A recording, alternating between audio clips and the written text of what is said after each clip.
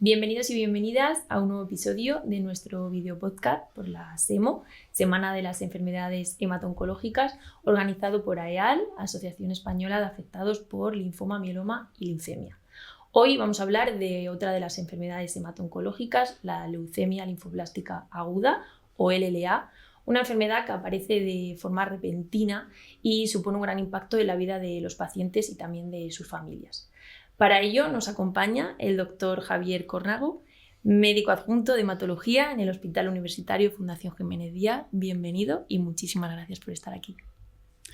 Muchas gracias a vosotros, a AEAL por la invitación y felicitaros por la celebración de esta semana con iniciativas como esta, ¿no? Donde al final acercamos nuestro día a día a las casas de los pacientes y de la población general que tienen que conocer cómo son estas enfermedades y al final llevarse un mensaje certero pero también esperanzador de que la hematología es una especialidad en continuo movimiento y eso siempre es bueno. De todo eso vamos a hablar ahora, así que vamos a comenzar con la primera pregunta clave, que es la LLA, de manera sencilla para que ellos puedan entenderlo. Bueno, pues la leucemia linfoblástica o linfoide aguda es un tumor hematológico, es un cáncer de la médula ósea en el que se acumulan células inmaduras, en este caso de estirpe linfoide, por eso el nombre, dentro de la médula ósea. La médula ósea es un órgano que está dentro de los huesos y que tiene la función de fabricar las células de la sangre. Allí las células tienen que madurar, tienen que diferenciarse, tienen que reproducirse y cuando están listas salir a la sangre periférica para cumplir con su función. En el caso de las leucemias agudas, concretamente las linfoblásticas, la estirpe linfoide ve detenido ese proceso de evolución, de diferenciación. Esas células empiezan a acumular dentro de la médula, invadiéndola por completo y impidiendo que se produzcan los componentes normales de la sangre, los glóbulos rojos, las plaquetas, las defensas normales, y eso en gran medida va a explicar la clínica y los síntomas de estos pacientes. ¿Hay una edad o un rango de edad a la que suele aparecer la LLA? Pues lo cierto es que la leucemia linfoblástica aguda es una enfermedad típica de la infancia y la adolescencia. Es la leucemia más frecuente en la edad pediátrica. Sin embargo, no quiere decir que no pueda aparecer en la población adulta. Aproximadamente entre un 15 y un 20% de las leucemias agudas de los adultos son linfoblásticas. ¿Qué síntomas suele dar esta enfermedad? Pues lo cierto es que en algunos casos puede ser un cuadro poco sintomático o con síntomas que no son muy específicos. Hablamos de síndrome anémico, la paciente vienen con un cansancio progresivo de no necesariamente muchas semanas de evolución, alguna infección, una infección respiratoria, una infección del tracto urinario, de zona perianal, que no tiene una buena evolución a pesar del tratamiento antibiótico o sintomático que haya podido pautar el médico de atención primaria o el médico de urgencias y que persiste, que no se resuelve o que incluso empeora. Clínica hemorrágica, empieza a sangrar la nariz, empieza a sangrar las encías o incluso aparecen pequeños hematomas en la superficie corporal sin haberse dado un golpe. Esto es una clínica un poco general que pueden compartir otras enfermedades como otro tipo de leucemias, pero que en un contexto determinado pueden ser el inicio o el síntoma guía o de sospecha de una enfermedad como la leucemia linfoblástica aguda. Hay otras cosas que también pueden aparecer, yo diría que algo menos frecuentes, como pueden ser el tamaño aumentado de los ganglios, en el caso de esta enfermedad en concreto, si se ve afectado o infiltrado el sistema nervioso central, pueden aparecer alteraciones de la vista, sensación de acorchamiento o adormecimiento de la mandíbula, lesiones cutáneas, pero esto ya es más raro. Una vez que una persona ve tiene esos síntomas, va al médico, se sospecha de esa enfermedad. ¿Qué pruebas se hacen para diagnosticarla? Pues lo primero que hay que hacer, desde luego, como en cualquier abordaje general de un paciente, es hacer una buena historia clínica, preguntando por antecedentes familiares, por tipo de síntomas, inicio de los mismos, hábitos de vida, medicación habitual, explorar bien al paciente, el tacto y la palpación de las adenopatías, la coloración de la piel y de las mucosas, auscultarle, palpar el abdomen, ver las piernas, ver la piel. Y después, desde luego, lo principal es hacer una analítica de sangre. Como toda enfermedad hematológica, esconde muchos secretos el hemograma. Pedir un hemograma, ver cómo está la hemoglobina, si el paciente tiene anemia o no, cómo están los leucocitos, cómo están las plaquetas. Luego, evidentemente, hay que pedir también una bioquímica para ver cómo está el riñón, cómo está el corazón, algunos parámetros como puede ser el ácido úrico, la LDH, los iones principales, etc. Una radiografía de tórax y un electrocardiograma como pruebas básicas. Y cuando ya la sospecha de una leucemia sea mayor o parezca el principal diagnóstico de sospecha, hacer un aspirado de la médula ósea, que es al final donde va a estar alojado el problema y donde tenemos que hacer el diagnóstico de certeza. Sobre este tejido, sobre la médula ósea, se hacen una serie de determinaciones, una serie de análisis en distintos laboratorios para concluir el diagnóstico. Una vez en el caso de que sea así, que haya un diagnóstico de LLA, ¿qué es lo primero que se hace?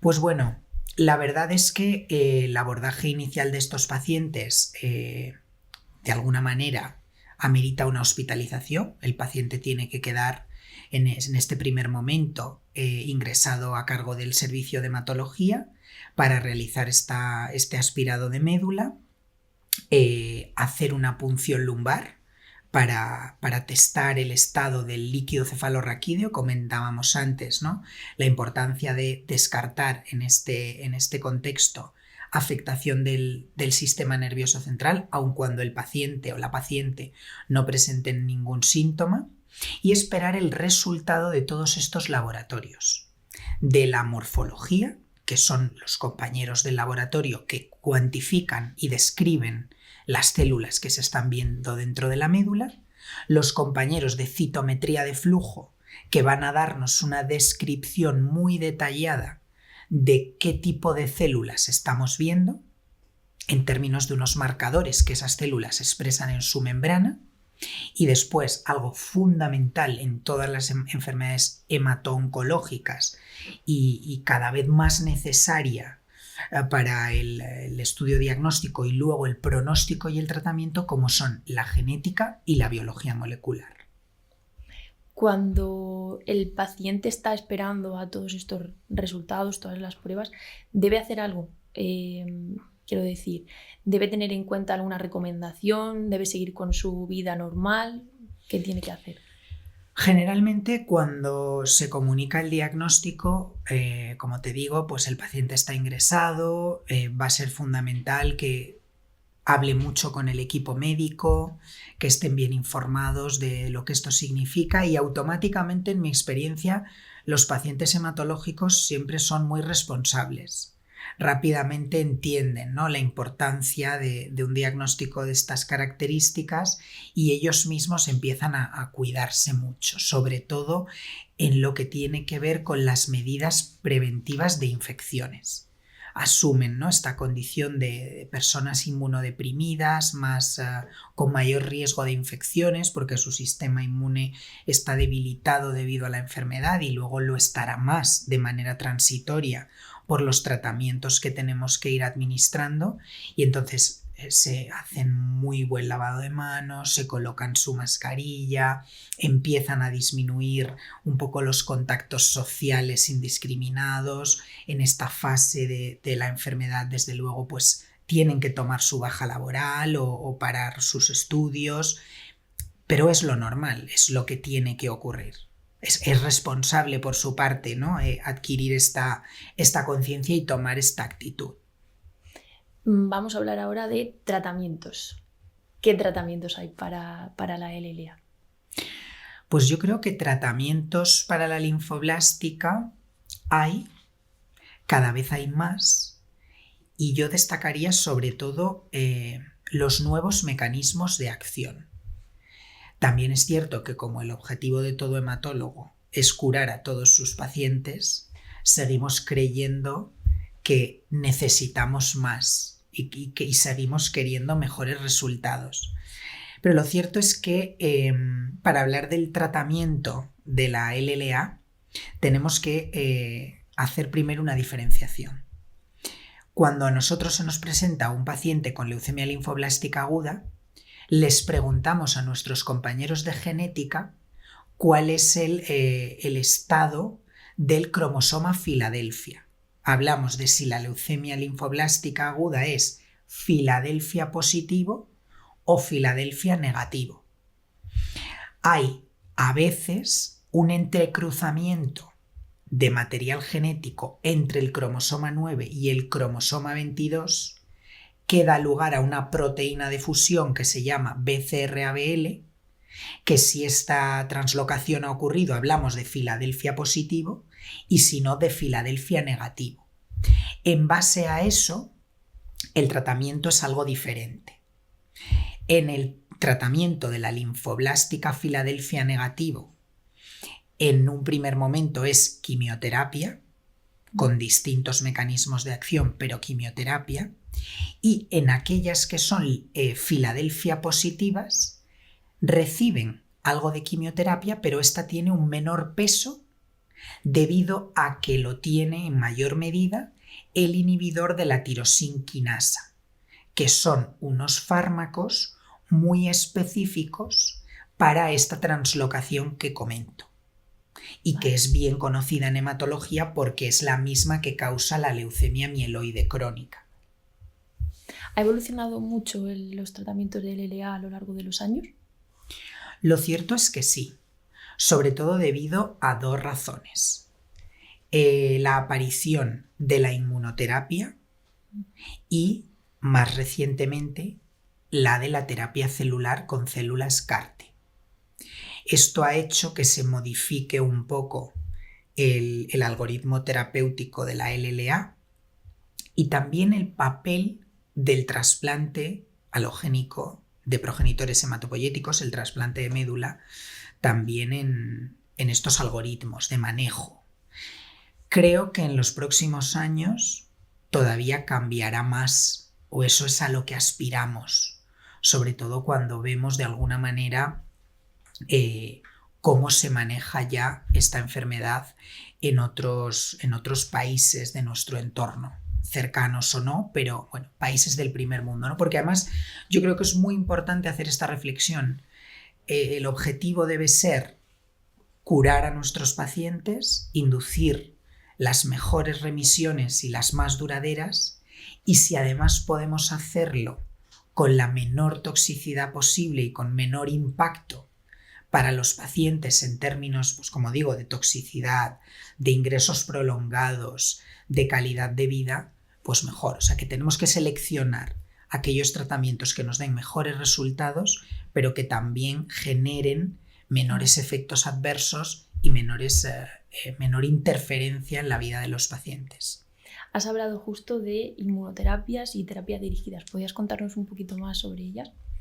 Sí. La inmunoterapia un poco más establecida dentro de la LLA se basa sobre todo en dos fármacos. Por un lado tenemos un anticuerpo biespecífico que es blinatumomab y por otro lado hay un anticuerpo conjugado que se llama inotuzumab que se pueden utilizar en pacientes que han recaído a los tratamientos convencionales o bien a aquellos que, aunque han obtenido una respuesta, no ha sido todo lo buena o todo lo profunda que debería. y por tanto quedan en lo que nosotros llamamos una enfermedad mínima residual positiva o detectable, y estos fármacos ayudan a negativizarla para luego, en caso de indicación, hacerse un trasplante de médula. Porque en estos casos se espera o se debe esperar a tener la mejor respuesta posible y el mejor control de la enfermedad posible antes de hacerse el trasplante, para así pensar que la duración de esa respuesta va a ser mucho mayor que si la enfermedad no está controlada al momento del trasplante. El riesgo de recaída posterior va a ser mayor. Hablando del trasplante, ¿qué papel juega? Indagando ahí un poquito más. Pues me parece una buena pregunta, porque incluso nosotros mismos nos la estamos haciendo. Hasta hace relativamente poco, todos los pacientes adultos con una LLA Filadelfia positivo iban a trasplante, y los que eran Filadelfia negativo tenían que tener una respuesta muy muy buena y muy profunda para evitarse el trasplante. Ahora, con la introducción de los inhibidores de tirosinquinasa cada vez más potentes o la disposición de estos nuevos mecanismos de acción, el tratamiento, o sea, la elección del trasplante de médula, del trasplante halogénico, está muy individualizado, sobre todo a pacientes que tienen alteraciones citogenéticas de alto riesgo, es decir, alteraciones en sus células leucémicas de las que llamamos alto riesgo, o bien de no responder bien a los tratamientos o de recaer fácilmente después, o para pacientes que, a pesar de todas estas herramientas que comentamos, pues no acaban de tener la enfermedad todo lo bien controlada que creemos que debe tenerla para evitarse el trasplante. Y es cierto que otra cosa que va evolucionando con los años es que si hasta hace 10-15 años pedíamos un determinado dintel para decir que una enfermedad mínima residual era negativa, o sea, no se detectaba, podíamos considerarla negativa, ahora somos más ambiciosos y queremos que esa respuesta sea todavía más profunda para poderla llamar negativa o indetectable. Parece lógico, ¿no?, esta ambición, sí, en tanto que queremos que verdaderamente los que digamos que están en respuesta completa con mínima residual negativa lo estén. Vamos a dejar un poco ya la parte de diagnóstico, tratamientos, y nos vamos a centrar en la parte un poco más emocional, ¿no? Todo lo que supone pues un diagnóstico como este. ¿Qué papel cree que juegan las asociaciones de pacientes, como por ejemplo AEAL, o los grupos de apoyo entre pacientes en todo este camino? Pues me parece fundamental. El impacto que tiene el diagnóstico de leucemia aguda en una persona, independientemente de su edad, es grande, es alto. Personas que hasta un mes, 2 meses antes se encontraban bien, que tenían una vida normal, que tenían su trabajo, que tenían su vida, que tenían sus planes, que tenían su familia, de repente han de quedar ingresadas, cargadas de incertidumbre, sabiendo que van a tener que estar con ingresos hospitalarios, con pruebas, con tratamientos, con toxicidades.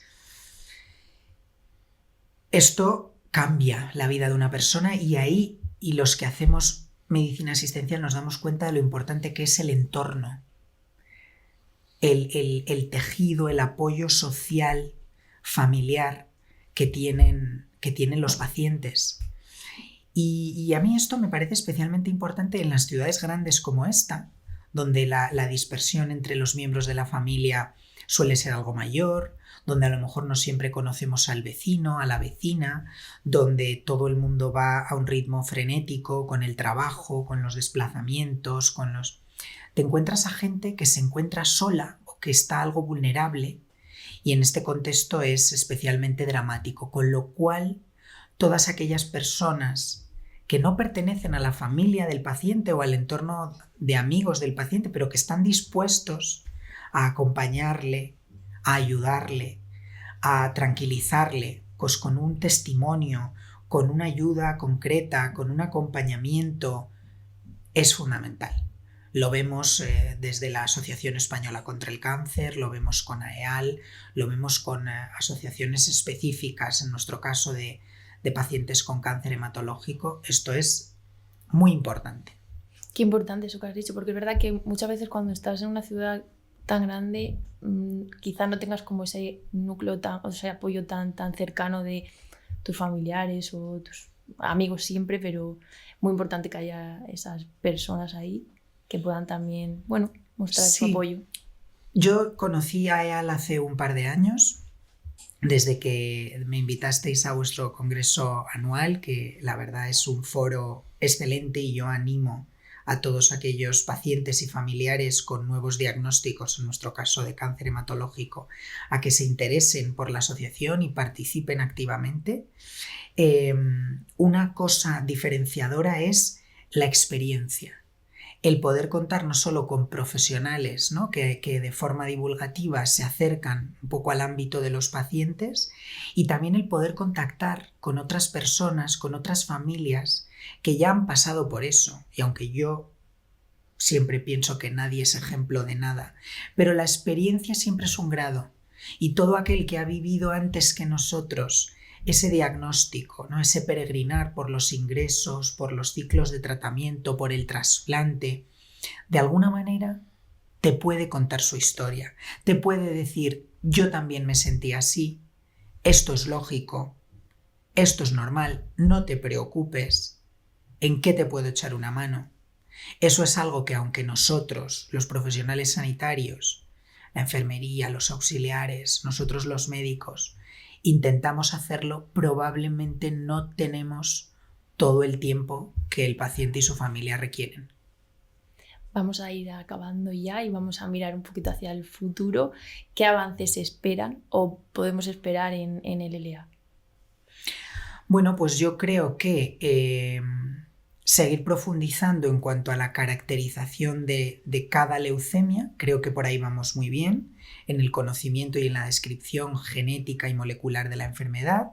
Siempre se puede mejorar y habrá que afinar, aparecerán nuevas alteraciones que aún desconocemos y que de alguna forma modulan el pronóstico y la evolución de los pacientes. Hay un grupo concreto de leucemias linfoblásticas que se llaman Philadelphia-like, que sin tener esa alteración entre los cromosomas 9 y 22 sabemos que tienen un pronóstico algo peor que el resto de las Filadelfia negativas, pero sin embargo no acabamos de dar, ¿no?, con ese fenotipo, esas características concretas de este subgrupo. Y luego, pues a nivel terapéutico, creo que ir bajando poco a poco la carga o la importancia, el peso que la quimioterapia convencional tiene para dar paso a nuevos mecanismos de acción, a inhibidores de tirosinquinasa cada vez más potentes y con menos tasa de resistencias, inmunoterapia y terapia celular que permita, como decíamos antes, ¿no?, inducir buenas respuestas profundas, duraderas y con menos efectos adversos y menos toxicidad, para que la supervivencia de nuestros pacientes, sea no solo en cantidad, sino en una calidad de vida buena a largo plazo. Pues ya para acabar, te voy a pedir por favor que si tuvieses que mandar un mensaje a pacientes y familiares, pues que lo hagas y que les llegue a ellos desde aquí. Pues para todos aquellos pacientes con nuevo diagnóstico de leucemia linfoblástica, mi recomendación es que habléis con vuestros equipos médicos, seáis siempre responsables, buenos cumplidores de la medicación, no tengáis ningún problema en preguntar todas aquellas dudas que os surjan, y contad siempre con las asociaciones de pacientes que están aquí, que son parte del mundo que nos toca vivir y que os van a ayudar muchísimo con todos sus recursos, y ese mensaje de esperanza de que no paran ni nuestros compañeros de los laboratorios de investigación básica, desde las universidades a los institutos de investigación y por supuesto a los centros hospitalarios, de buscar más y mejores opciones de tratamiento para conseguir los mejores resultados. Pues muchísimas gracias, doctor, por este mensaje y por toda la charla que hemos tenido. Ha sido un placer. Y a la gente que nos esté viendo, gracias también y nos vemos en el próximo.